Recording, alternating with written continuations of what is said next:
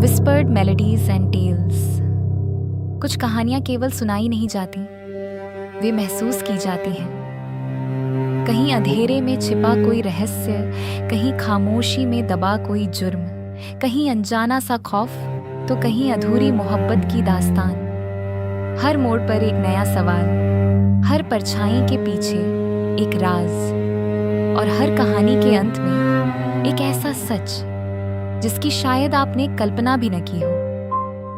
तो आइए सुनते हैं एक और दास्तान विस्पर्ड मेलोडीज एंड टेल्स की दुनिया से। मृणालिनी, तुम। एपिसोड 8।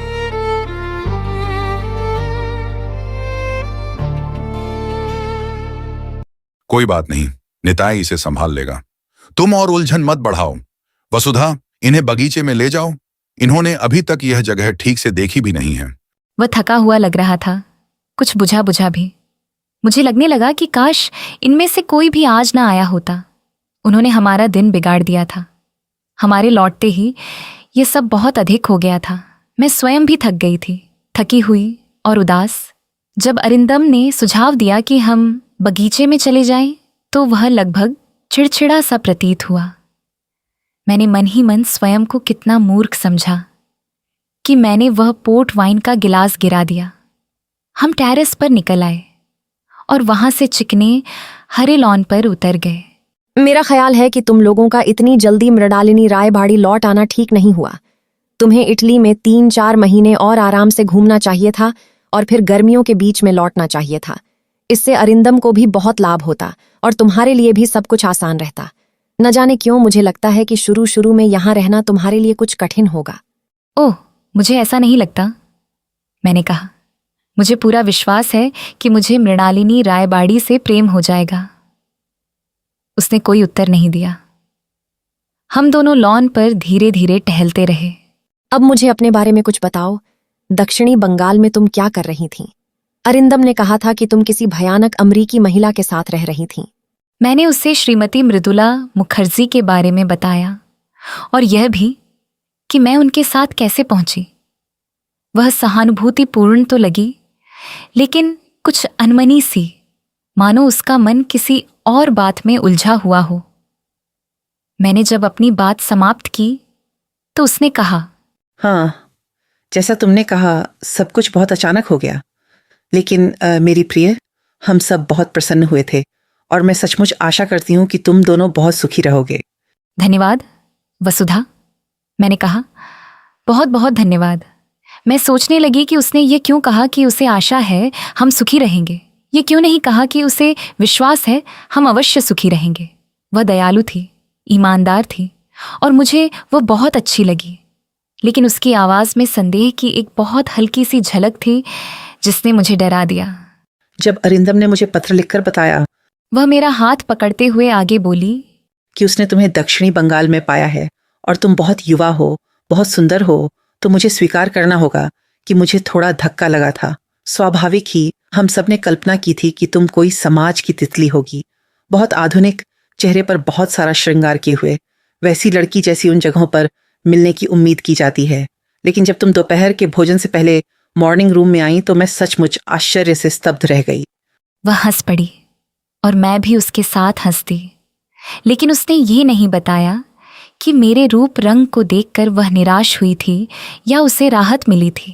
बेचारा अरिंदम, उसने एक बहुत ही भयानक समय देखा है। आशा करें कि तुमने उसे वह सब भुला दिया होगा। बेशक वह मृणालिनी रायबाड़ी से बेहद प्रेम करता है। मेरे मन का एक हिस्सा चाहता था कि वह अपनी बात आगे बढ़ाए, उसी सहज और स्वाभाविक ढंग से मुझे अतीत के बारे में और बताए। लेकिन मेरे मन के किसी बहुत गहरे कोने में एक दूसरा हिस्सा ऐसा भी था जो कुछ भी जानना नहीं चाहता था, कुछ भी सुनना नहीं चाहता था। तुम जानती हो, हम दोनों बिल्कुल एक जैसे नहीं हैं। हमारे स्वभाव एक दूसरे से बिल्कुल विपरीत है। मेरे चेहरे पर सब कुछ साफ दिखाई देता है। मुझे कोई पसंद है या नहीं, मैं नाराज हूं या खुश, मुझ में कोई बनावट या संकोच नहीं है। अरिंदम बिल्कुल अलग है, बहुत शांत, बहुत संयमी। उसके उस अजीब से दिमाग में क्या चल रहा है इसका कभी पता ही नहीं चलता। मैं तो जरा सी बात पर अपना आपा खो बैठती हूँ, भड़क उठती हूँ और फिर थोड़ी ही देर में सब शांत हो जाता है। लेकिन अरिंदम साल में शायद 1-2 बार ही गुस्सा करता है, और जब करता है, हे भगवान, तब सचमुच करता है। मुझे नहीं लगता कि वह कभी तुम्हारे साथ ऐसा करेगा। मेरा ख्याल है तुम तो बहुत शांत और सौम्य सी लड़की हो। वह मुस्कुराई और उसने मेरी बांह हल्के से चिकोटी काटी। मैं शांत और सौम्य होने के बारे में सोचने लगी। ये कितना सुकून भरा और आरामदेह लगता था, जैसे कोई स्त्री जिसकी गोद में बुनाई रखी हो और जिसके माथे पर हमेशा शांति और संतुलन हो। कोई जो कभी चिंतित न होती हो, कभी संदेह और असमंजस की यातना न झेलती हो। कोई जो मेरी तरह आशा, उत्सुकता और भय के बीच खड़ी होकर अपने कुतरे हुए नाखून न नोचती हो, यह न सोचती रहती हो कि किस दिशा में जाए, किस तारे का अनुसरण करे। तुम मेरी बात का बुरा तो नहीं मानोगी, लेकिन मुझे लगता है कि तुम्हें अपने बालों के साथ कुछ करना चाहिए। तुम इन्हें लहरदार क्यों नहीं करवाती? इस तरह तो ये बहुत सपाट और बेजान लगते हैं, है ना? टोपी के नीचे तो और भी भद्दे लगते होंगे। इन्हें कानों के पीछे समेटकर क्यों नहीं रखती? मैंने आज्ञाकारी बच्ची की तरह वैसा ही किया और उसकी स्वीकृति की प्रतीक्षा करने लगी। उसने सिर एक ओर झुकाकर मुझे आलोचनात्मक दृष्टि से देखा। नहीं, नहीं, ये तो और भी खराब लग रहा है। इससे चेहरा बहुत कठोर दिखाई देता है और तुम पर बिल्कुल नहीं जचता। नहीं, तुम्हें बस थोड़ा सा वेव करवाने की जरूरत है ताकि बालों में थोड़ा उभार आ जाए। मुझे वह जोन ऑफ आर्क वाला अंदाज कभी पसंद नहीं आया, या जो भी उसे कहते हो।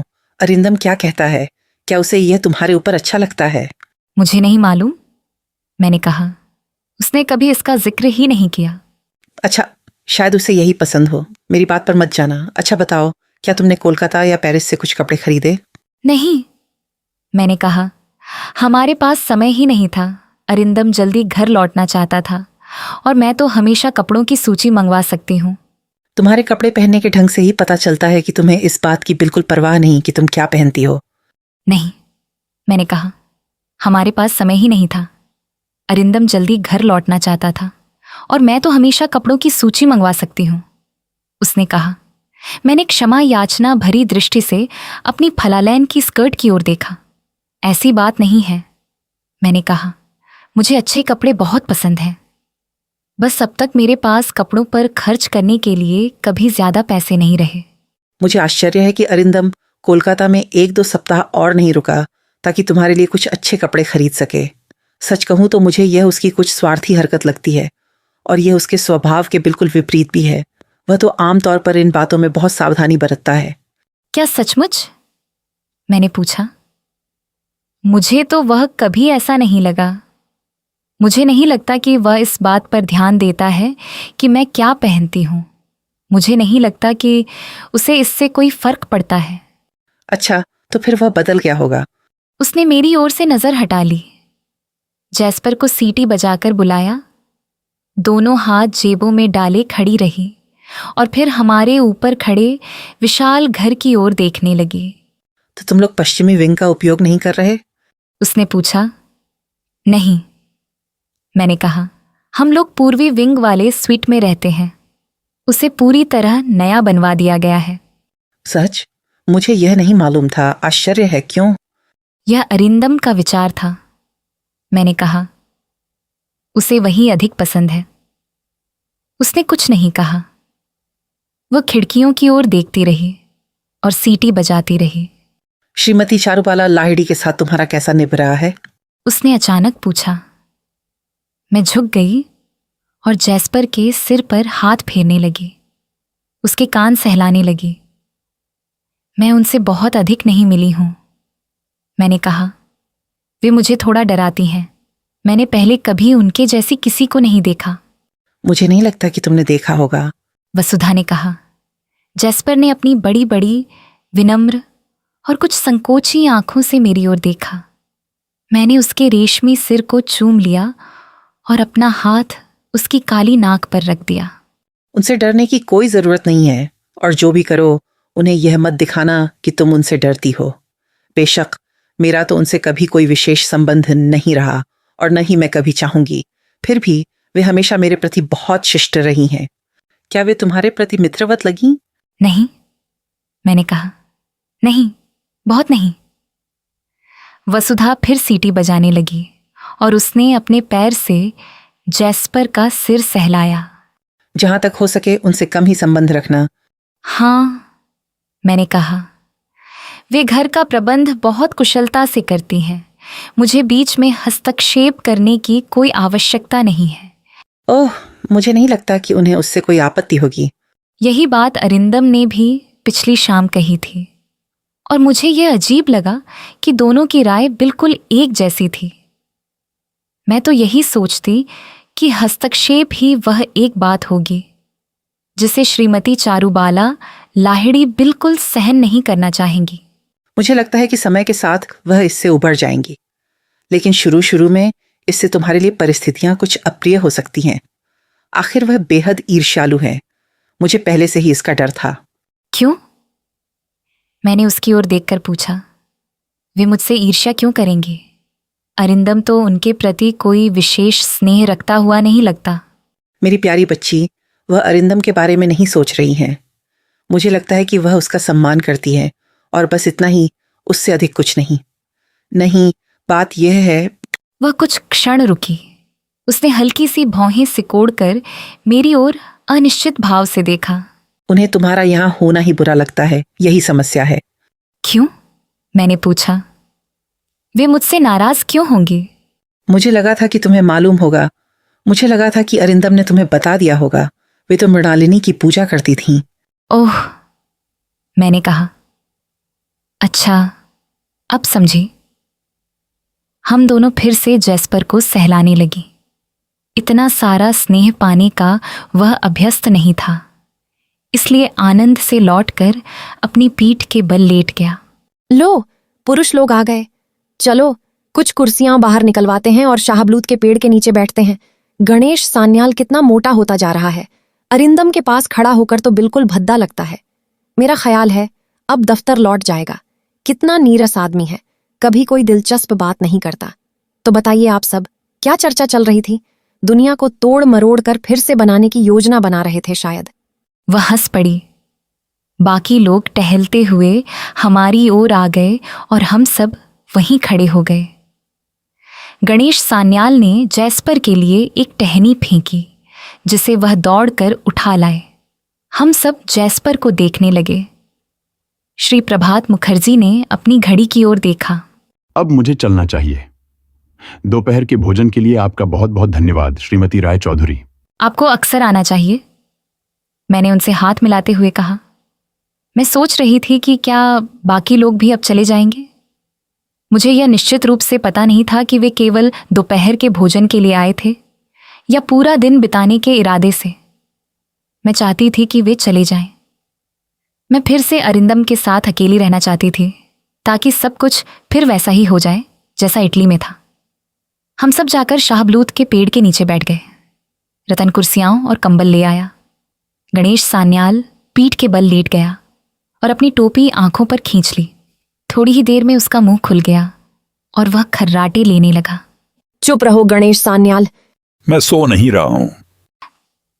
उसने बड़बड़ाते हुए कहा। आंखें खोली और फिर बंद कर ली। मुझे वह बिल्कुल आकर्षक नहीं लगा। मैं सोचने लगी कि वसुधा ने उससे विवाह ही क्यों किया होगा। वह उससे प्रेम तो कभी नहीं कर सकती थी।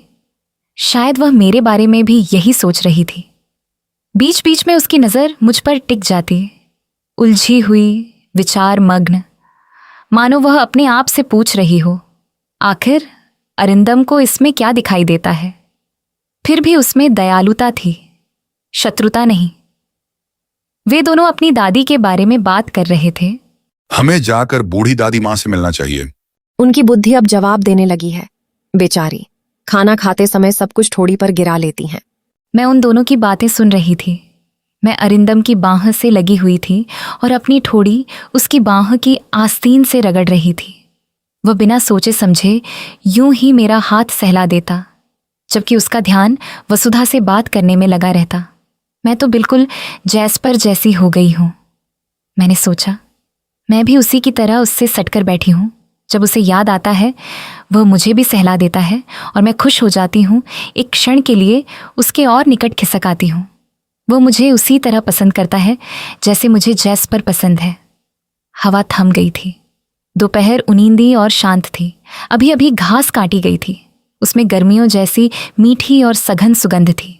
एक मधुमक्खी गणेश सान्याल के सिर के ऊपर भनभना रही थी और उसने अपनी टोपी से उसे उड़ाने की कोशिश की। जैस्पर भी हमारे पास आकर लेट गया। धूप में उसे बहुत गर्मी लग रही थी और उसकी जीभ मुंह से बाहर लटक रही थी। वह मेरे पास धम्मस से बैठ गया और अपनी बगल चाटने लगा।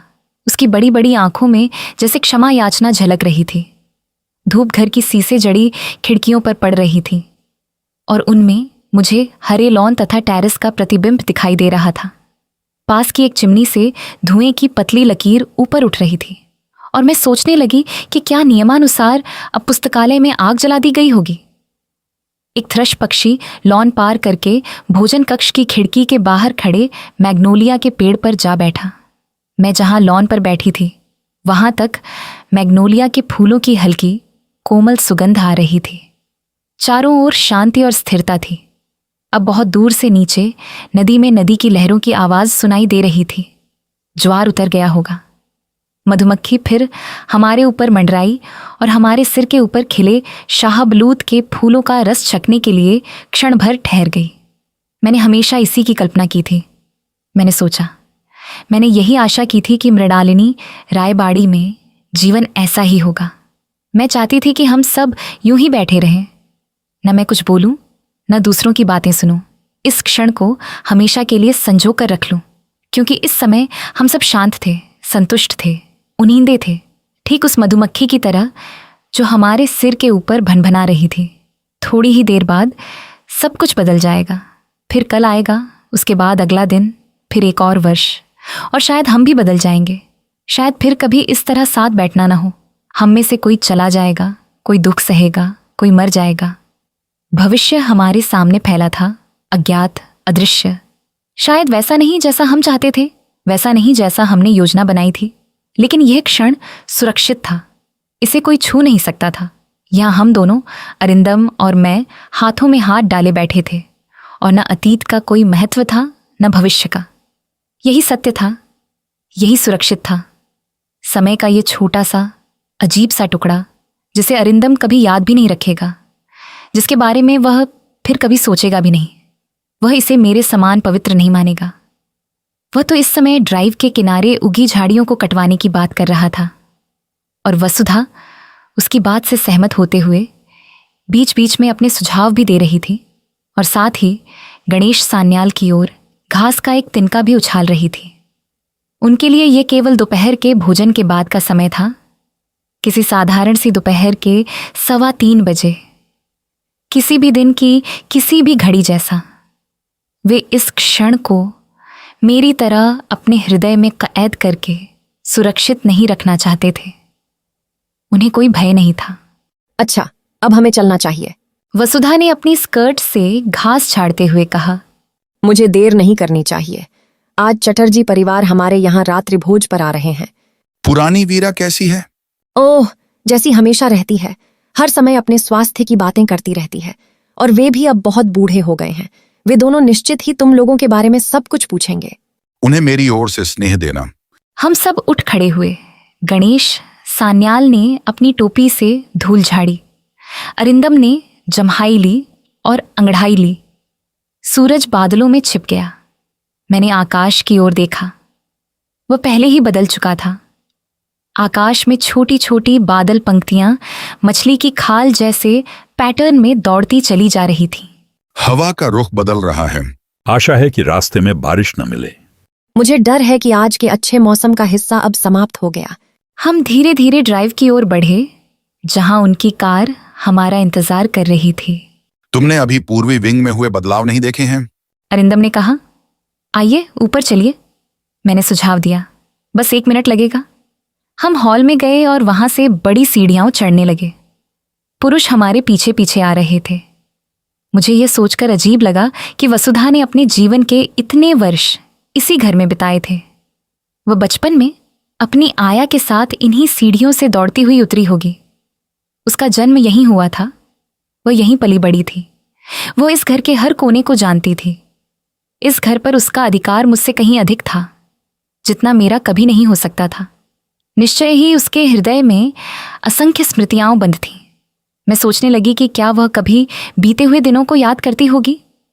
क्या उसे कभी वह दुबली पतली 2 चोटियों वाली छोटी लड़की याद आती होगी, जो कभी वह स्वयं थी, उस स्त्री से कितनी भिन्न, जो अब 45 वर्ष की आयु में सशक्त, स्थिर और अपने ढंग से पूरी तरह बनी बनाई एक अलग ही व्यक्ति बन चुकी थी।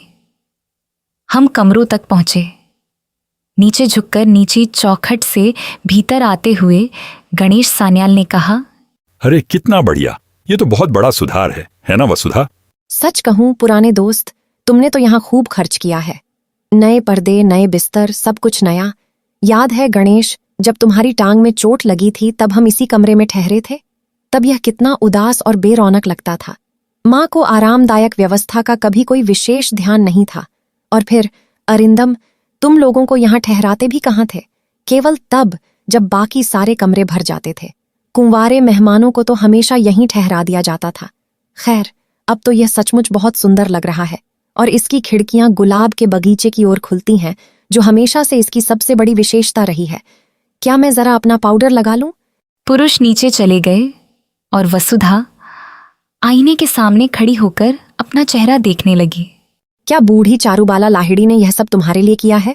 हाँ, मैंने कहा, मुझे लगता है उन्होंने यह बहुत अच्छी तरह किया है। करना भी चाहिए था। आखिर उन्हें इतना अच्छा प्रशिक्षण जो मिला है। पता नहीं इसमें कितना खर्च आया होगा। मेरा तो ख्याल है अच्छी खासी रकम लगी होगी। क्या तुमने पूछा था? नहीं, मुझे डर है कि मैंने नहीं पूछा, मैंने कहा। मुझे नहीं लगता कि इससे मिसेस चारूबाला लाहिड़ी को कोई फर्क पड़ा होगा। क्या तुम्हें बुरा तो नहीं लगेगा अगर मैं तुम्हारी कंघी इस्तेमाल कर लूं? ये ब्रश बहुत अच्छे हैं, शादी का उपहार है। अरिंदम ने मुझे दिए थे। मुझे पसंद आए। हमें भी तुम्हें कुछ देना चाहिए। बताओ तुम्हें क्या चाहिए? ओह, सच कहूं तो मुझे नहीं मालूम। आपको कष्ट करने की जरूरत नहीं है। मेरी प्यारी, ऐसी बेतुकी बात मत करो। मैं तुम्हें उपहार देने में कंजूसी करने वालों में से नहीं हूं, चाहे हमें तुम्हारी शादी में बुलाया ही क्यों न गया हो। आशा है आपको उसका बुरा नहीं लगा होगा। अरिंदम चाहते थे कि शादी विदेश में हो। बिल्कुल नहीं, तुम दोनों ने बहुत समझदारी की। आखिर बात ऐसी तो नहीं थी कि... वह अपनी बात अधूरी छोड़कर अचानक रुक गई और उसका पर्स हाथ से गिर पड़ा। थत्तेरे की, कहीं इसकी कुंडी तो नहीं टूट गई? नहीं, सब ठीक है। मैं क्या कह रही थी, मुझे याद नहीं। ओह हाँ, शादी के उपहार। हमें तुम्हारे लिए कुछ सोचना होगा। शायद तुम्हें गहनों का शौक नहीं है। मैंने कोई उत्तर नहीं दिया। यह सब किसी साधारण नवविवाहित जोड़े जैसा तो है ही नहीं। मेरी एक सहेली की बेटी की अभी कुछ दिन पहले शादी हुई। स्वाभाविक है, उसके नए घर की शुरुआत हमेशा की तरह लिनेन, कॉफी सेट, भोजन कक्ष की कुर्सियों और ऐसी ही दूसरी चीजों से हुई। मैंने उसे एक बहुत सुंदर स्टैंडिंग लैंप दिया। हैरोड्स से 5 पाउंड में खरीदा था। और अगर तुम कपड़े खरीदने कोलकाता जाओ तो मेरी दर्जन मैडम कैरू के पास ही जाना। उसका स्वाद बहुत अच्छा है और वह ग्राहकों को लूटती नहीं। वह ड्रेसिंग टेबल से उठी और अपनी स्कर्ट ठीक करने लगी। क्या तुम्हें लगता है कि यहाँ बहुत से मेहमान आया करेंगे? मुझे नहीं मालूम। अरिंदम ने इस बारे में कुछ नहीं कहा। अजीब आदमी है, उसके बारे में कभी ठीक ठीक पता नहीं चलता। एक समय ऐसा था जब इस घर में एक भी बिस्तर खाली नहीं मिलता था। पूरा घर मेहमानों से भरा रहता था। लेकिन किसी तरह मैं तुम्हें... वह अचानक रुक गई और मेरे हाथ पर हल्की थपकी दी। खैर, देखेंगे। अफसोस है कि तुम न घुड़सवारी करती हो न शिकार। तुम बहुत कुछ खो देती हो। अच्छा, क्या तुम नौकायन करती हो? नहीं, मैंने कहा। भगवान का शुक्र है, उसने कहा। वह दरवाजे की ओर बढ़ी और मैं उसके पीछे पीछे गलियारे में आ गई। जब भी तुम्हारा मन करे हमारे यहाँ चली आना। मैं हमेशा यही उम्मीद करती हूँ कि लोग बिना औपचारिक निमंत्रण के भी चले आएं। जिंदगी इतनी छोटी है कि हर बार निमंत्रण भेजने में समय क्यों गंवाया जाए। बहुत बहुत धन्यवाद, मैंने कहा। हम सीढ़ियों के ऊपर पहुंचे, जहां से नीचे हॉल दिखाई देता था। पुरुष बाहर सीढ़ियों पर खड़े थे। चलो वसुधा, गणेश सान्याल ने आवाज लगाई। बारिश की कुछ बूंदें गिरने लगी हैं, इसलिए हमने कार पर ढकने वाला कवर चढ़ा दिया है। अरिंदम कह रहा है कि बैरोमीटर गिर रहा है। वसुधा ने मेरा हाथ थामा और झुककर मेरे गाल पर हल्का सा चुंबन दिया। अलविदा। अगर मैंने तुमसे बहुत से असभ्य सवाल पूछ लिए हों और ऐसी वैसी बातें कह दी हों जो नहीं कहनी चाहिए थीं, तो मुझे माफ कर देना मेरी प्यारी। जैसा कि अरिंदम तुम्हें बताएगा, व्यवहार कुशलता कभी मेरी विशेषता नहीं रही, और जैसा कि मैं पहले भी कह चुकी हूं, तुम वैसी बिल्कुल नहीं निकली जैसी मैंने कल्पना की थी। उसने सीधे मेरी ओर देखा, होठों को सीटी बजाने की मुद्रा में गोल किया, फिर अपने पर्स से एक सिगरेट निकाली और लाइटर जला लिया। उसने लाइटर का ढक्कन चटकाते हुए और सीढ़ियां उतरते हुए कहा, देखो, तुम मृणालिनी से बिल्कुल अलग हो। और हम बाहर सीढ़ियों पर आ गए। सूरज अब बादलों के एक बड़े झुरमुट के पीछे छिप चुका था। हल्की हल्की फुहार पड़ रही थी और रतन लॉन पर रखी कुर्सियां भीतर ले जाने के लिए जल्दी जल्दी दौड़ता हुआ जा रहा था। हमने कार को ड्राइव के घुमावदार मोड़ के पीछे गायब होते देखा और फिर अरिंदम ने मेरा हाथ पकड़कर कहा, भगवान का शुक्र है कि यह सब खत्म हुआ। जल्दी से एक कोट ले आओ और बाहर आओ। बारिश की ऐसी तैसी, मुझे टहलने जाना है। मैं इस तरह बैठे रहना सहन नहीं कर सकता। वह पीला और तनावग्रस्त लग रहा था और मैं सोचने लगी कि वसुधा और गणेश, जो कि उसकी अपनी बहन और बहनोई थे, कि मेहमान नवाजी ने उसे इतना थका क्यों दिया था। मेरे कोट के लिए ऊपर जाने तक इंतजार करो, मैंने कहा। फूलों वाले कमरे में बहुत सी मैकिन्टॉश बरसातियां पड़ी हैं, उनमें से कोई एक ले लो। औरतें जब अपने कमरे में जाती हैं तो हमेशा आधा घंटा लगा देती हैं। रतन, क्या तुम श्रीमती राय चौधरी के लिए फूलों वाले कमरे से एक कोट ला सकते हो? वहां कम से कम आधा दर्जन बरसाती टंगी होंगी, जिन्हें कभी ना कभी किसी ने यहां छोड़ दिया होगा। वह पहले ही ड्राइव में खड़ा हो चुका था और जैस्पर को पुकार रहा था, आओ तुम आलसी छोटे शैतान, और अपना थोड़ा सा मोटापा कम करो। जैस्पर अपनी सैर की संभावना से उत्तेजित होकर गोल गोल दौड़ने लगा और पागलों की तरह भौंकने लगा। चुप रहो बेवकूफ, आखिर रत्न क्या कर रहा है?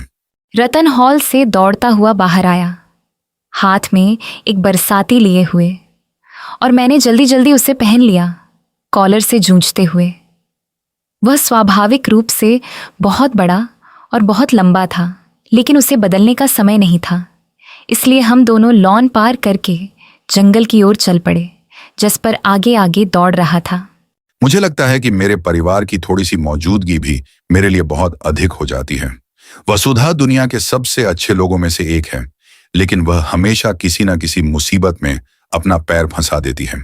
मुझे निश्चित नहीं था कि वसुधा से कौन सी गलती हुई थी, और मैंने पूछना उचित नहीं समझा। शायद दोपहर के भोजन से पहले उसकी सेहत के बारे में हुई बातचीत को लेकर वह अभी भी नाराज था। मुझे वह बहुत अच्छी लगी। मैंने कहा, वह मेरे साथ बहुत अच्छी थी।